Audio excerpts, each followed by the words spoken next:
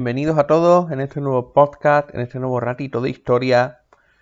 Hoy vamos a irnos al norte de África, ¿de acuerdo? Y vamos a irnos a esta región del Magreb, a esa zona que comprende, aunque también está Marruecos, Marruecos hasta casi Egipto, porque os voy a hablar de un cuerpo militar, de un cuerpo de tropas que tuvo gran protagonismo allí durante la Segunda Guerra Mundial y que casi, y digo casi porque lo veremos a lo largo del podcast, llega a El Cairo, llega a Alejandría y cruza hasta los pozos de petróleo de Oriente Medio. Hoy vamos a hablar del llamado Cuerpo Africano Alemán, también conocido como el Afrika Korps o DAK en alemán, el Deutsche Afrika Korps.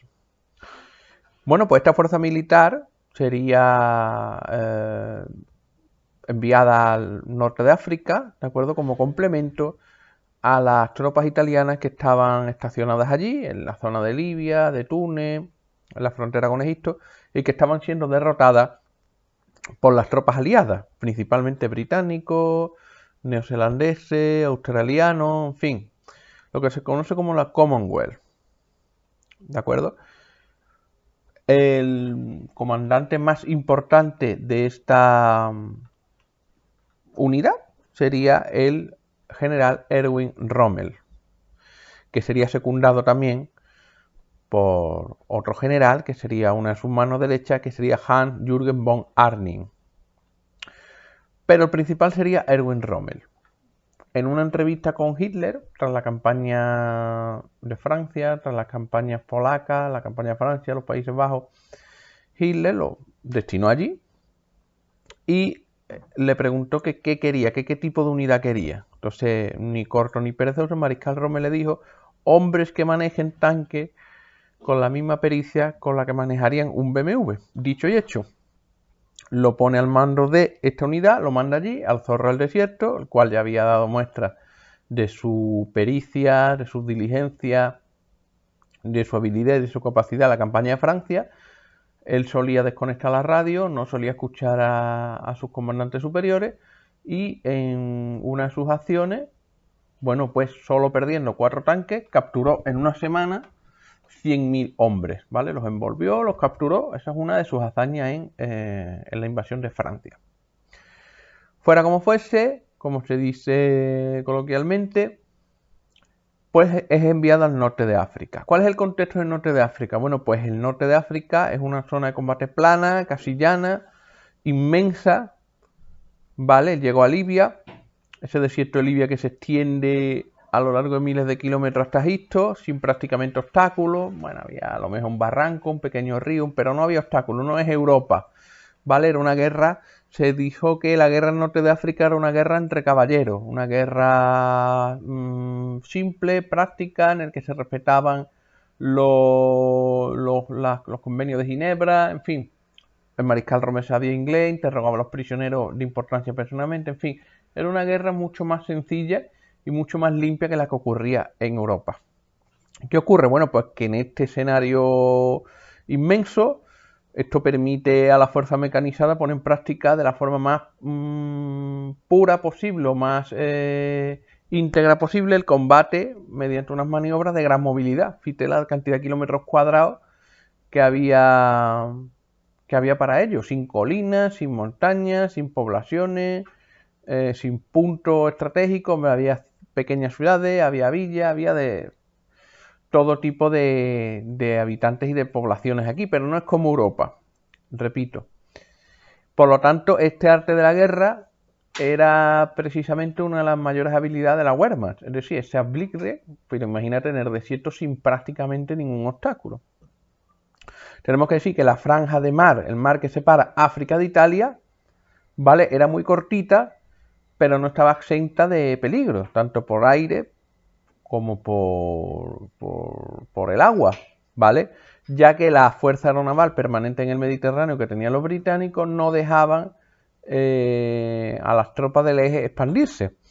Malta, Alejandría, en fin, los mares eran, aunque Italia era la potencia marítima en el Mediterráneo, pero había que tener cuidado con los británicos. con sus bases en Alejandría, cuartel general en el Cairo, la isla de Malta, en fin.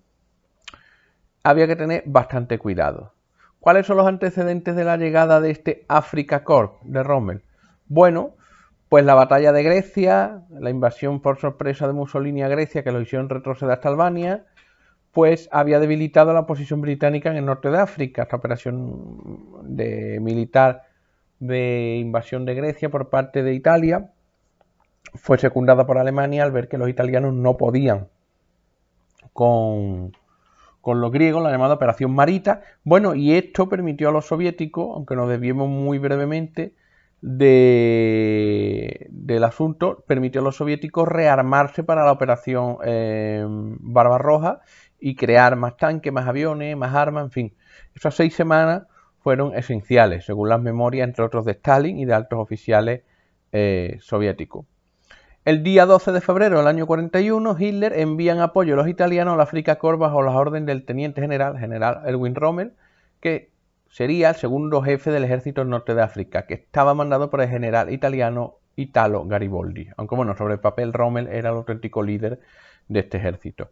Rommel llegaría a Trípoli, pues bueno, llevando consigo un arte de la guerra totalmente ya desarrollado y asimilado en sus campañas europeas.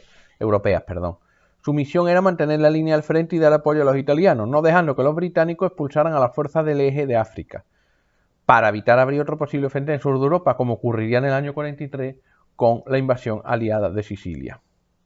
Sin embargo, no pasaría mucho tiempo para que Rommel se pusiera al ataque. A Rommel solo había que decirle que no para que Rommel dijera que sí o viceversa.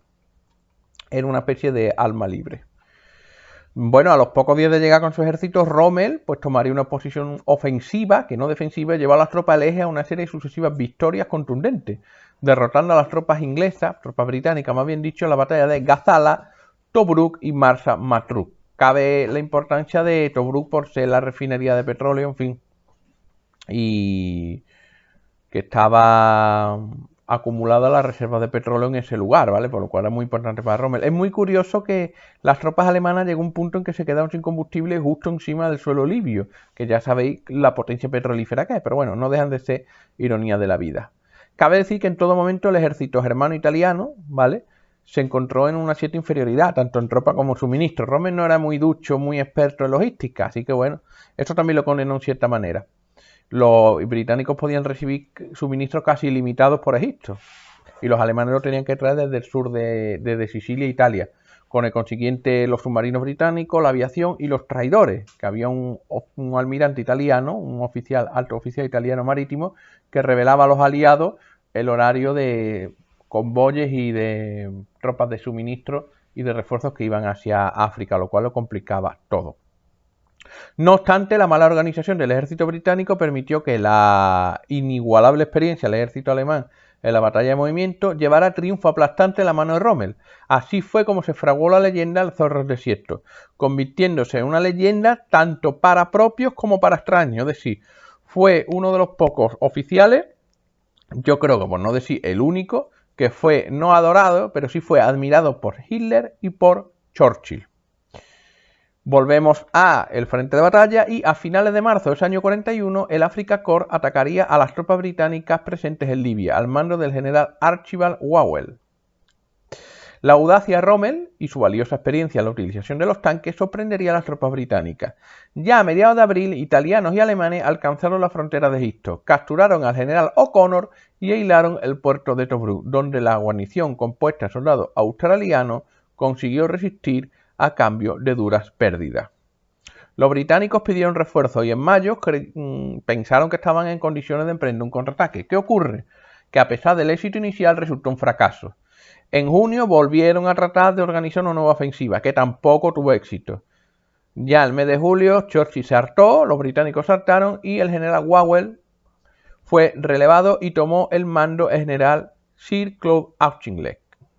Durante estos meses posteriores, el general Auchinleck concentró y organizó sus tropas británicas, también de la Commonwealth, no solo ingleses, también de australianos, neozelandeses, los reorganizó y comenzó a preparar una campaña cuyo objetivo era liberar Tobruk y recuperar Libia, es decir, echar a la Afrika Korps. Tras el intento fallido de romper el cerco de Tobruk en noviembre, las tropas de Auchinleck consiguieron su objetivo el 10 de diciembre en el llamado sitio de Tobruk. pagando un alto precio en hombres, material y suministros. No obstante, liberada la plaza, pues bueno, los ingleses prosiguieron hasta la ciudad de Bengasi.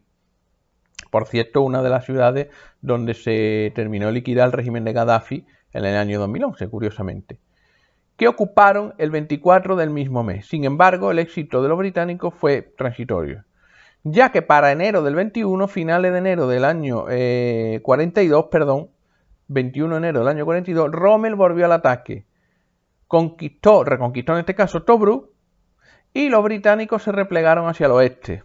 Tras unos 4 meses de calma chicha, de hola, ¿qué tal? Buenas tardes, ¿cómo está usted? Pero no pasaba nada. Rommel pasó a la ofensiva el 27 de mayo, llegando a finales de junio a la cercanía de Alamein.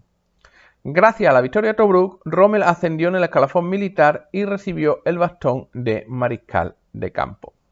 No obstante, su desgracia estaba todavía por venir, ya que el Alamein, una ciudad que está a unos 105-110 kilómetros de Alejandría y delta del Nilo, era el objetivo de las fuerzas alemanas e italianas. Sin embargo, la puesta en marcha de la Operación Azul en la Unión Soviética puso el centro de atención allí y abandonó África y con ello los suministros alemanes. Rommel empezó a sufrir pérdidas, a sufrir problemas, y el 16 de junio del año 42 un convoy anglo-estadounidense, ya con los americanos metidos en la película, llega a Malta y puso fin a los ataques aéreos alemanes sobre la isla. Ya a finales de ese mes de junio, los aliados comenzaron desde la isla una ofensiva contra los convoyes de aprovisionamiento del eje que se dirigían al norte de África, dejando a Rommel casi sin una gotita de gasolina, sin suministro y sin botas para sus hombres, es decir, hechos polvo. Sin embargo, las tropas de Rommel lograron conservar sus posiciones y el 10 de julio iniciaron una serie de pequeños contraataques.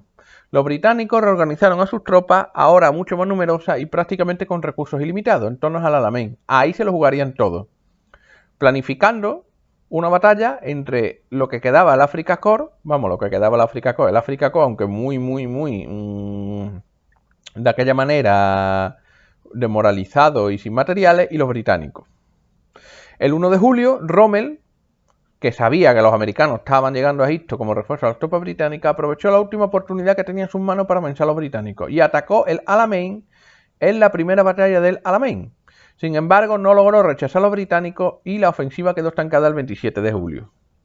En agosto, Auchinleck sería sustituido como comandante en jefe por el general Harold Alexander y el teniente general Bernard Law Montgomery, ¿vale? Monty. Este fue la némesis de Rommel. Tomó el mando en calidad de jefe de operaciones de las fuerzas del desierto occidental, agrupadas en torno al octavo ejército británico, conocido como las ratas del desierto. Montgomery organizó un gran ataque contra la frágil línea defensiva al eje, siguiendo el patrón de guerra de desgaste, lanzando el 23 de octubre la ofensiva, comenzando la segunda batalla al Alamein. El 3 de noviembre, Rommel ordenó lo que quedaba a sus tropas y se retiró al Alamein. Había perdido para siempre la oportunidad de que los alemanes conquistaran Egipto. De hecho, había una banda italiana que creo que capturaron en el norte de África que tenía unas partituras dispuestas para el desfile en el Cairo, y Rommel incluso tenía seleccionado un café del Cairo para tomar café en la victoria cuando llegaran allí. Pero la historia es como es y Rommel nunca pudo tomarse ese café en el Cairo. Tras la decisiva victoria en el Alamein, los británicos empiezan a empujar a los alemanes, y en enero del 43 el octavo ejército británico de Montgomery toma Trípoli, la capital de la Libia italiana y la principal base de suministros de Rommel. ¿Qué ocurre? Esto ya había sido previsto por los alemanes, es decir, los italianos no valen un duro y nosotros pues nos tenemos que retirar. Y establecieron su base de suministros no en Libia, sino en el país que hay más a la izquierda, en Túnez, e intentaron bloquear a los británicos la línea Maret en el sureste del país. Las fuerzas anglo-estadounidenses, que desembarcaron en Argelia y Marruecos, penetraron en Túnez entre noviembre y diciembre de 42, con la idea de ocupar el norte del país antes que las fuerzas del eje, en retirada de Libia. Tras fracasar en el intento, ¿qué ocurre? Porque los aliados se dirigen su esfuerzo a intentar cortar la retirada hacia Túnez que el ejército alemán se había visto obligado a emprender. Por el oeste tenemos la primera división de infantería norteamericana, y por el este al octavo ejército británico. Pero ¿qué ocurre? Que Rommel todavía tenía un pequeño golpe que dar, que era la batalla de Kasserine. El 19 de febrero, Rommel recibe el control de las divisiones Panzer décimo y vigésimo primera, que fueron transferidas al quinto ejército Panzer de von Arnim, del general von Arnim, y atacaría a través de los pasos de Kasserine y Sviva hacia Tala y el norte, ¿vale? Esas zonas de Túnez, despejando la zona y amenazando los flancos del primer ejército británico. El combate principal se desarrollaría en el desfiladero de Kasserine contra tropas estadounidenses dirigidas por el general Fredendall. Kasserine sería la primera operación importante de los estadounidenses durante la Segunda Guerra Mundial. En África, ¿vale? En Asia ya estaban combatiendo. Sufriendo graves pérdidas y retrocediendo hasta 50 kilómetros de sus posiciones originales, causando docenas de muertos y una pérdida de material importantísima al ejército norteamericano. Pero pese a su éxito inicial, la debilidad de las fuerzas italo-alemanas en Túnez les impidió sacar provecho de esta victoria, teniendo que volver rápidamente a sus bases de partida. Finalmente, el 6 de marzo del año 43, Rommel sería evacuado debido a una enfermedad y Hitler rechazó el retorno al norte de África, por lo que el 23 de febrero del año 43 sería relevado por el general von Arnim como comandante supremo del Afrika Korps. Estas tropas del Afrika Korps supervivientes capitularían en Túnez el 12 de mayo del año 43, siendo capturados más de 100.000 hombres que fueron considerados prisioneros de guerra, trasladándose a campos de prisioneros de Estados Unidos y Canadá. ¿Qué ocurre? Bueno, aparte de los tanques, las municiones, todo lo que conlleva pues la capitulación de un ejército, no solo los alemanes, sino también los italianos. Pues que bueno, se podía preparar la operación de la invasión del norte del sur de Italia, en este caso de Sicilia, la operación Husky, que fue en el año 43. Ya el norte de África está liberado y ya se puede hacer no un segundo frente como fue en Normandía que quería Stalin, pero sí atacar bajo vientre del Reich, como decía Churchill de Italia, que así fue como se hizo mediante la operación Carne Picada, que fue el engaño masivo a los alemanes, que hablaremos en este vídeo, que hablaremos en un vídeo próximo, perdón. ¿Vale? Así que bueno, así queda la cosa. El liberado el norte de África, desde Marruecos hasta Egipto, tranquilidad, la marina toma superioridad en el Mediterráneo, los italianos ya no pueden hacer nada, las tropas de tierra están en ese sitio, estacionadas, se celebra conferencia Casablanca, en fin. Los aliados, digamos que ya la guerra le van viendo otro color y los alemanes ya han perdido otra iniciativa, más aún desde la derrota a Stalingrado y las sucesivas derrotas en la Unión Soviética. Bueno, espero que os haya gustado, nos vemos en la próxima entrega y recuerden, vivan, disfruten, lean y sobre todo expriman la vida. Y sobre todo lean mucha historia, que aparte de ser divertida, es instructiva y les puede ayudar a entender muchas cosas. Hasta la próxima y cuídense mucho.